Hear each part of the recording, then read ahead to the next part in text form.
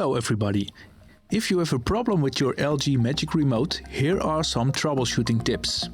First of all, be aware that if you do not move the Magic Remote for a while, the remote switches to standby mode and the pointer on the screen disappears. To bring the pointer back on the screen, shake your Magic Remote or just roll the scroll wheel.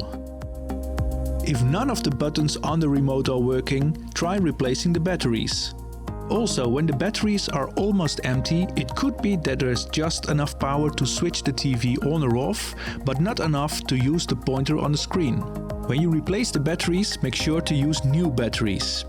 Do not mix old or used batteries with new ones. Be aware that buttons such as the on-off button control the TV via infrared light. Therefore, you have to point the remote in the direction of the infrared receiver on the TV.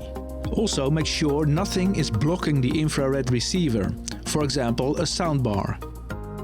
If your TV does not switch on, first check the following.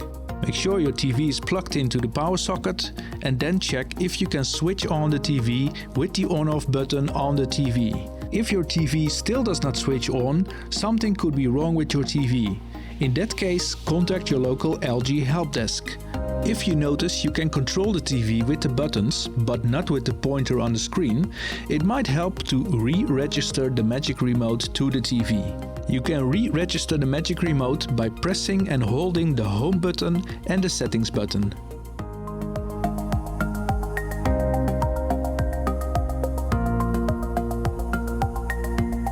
Hold the Home and Settings button until you see the message that the Magic Remote is re-registered to the TV.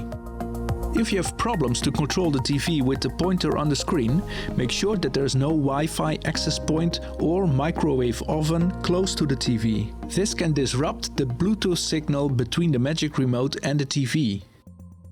This is how you can troubleshoot the LG Magic Remote. For more help, contact your local LG help desk.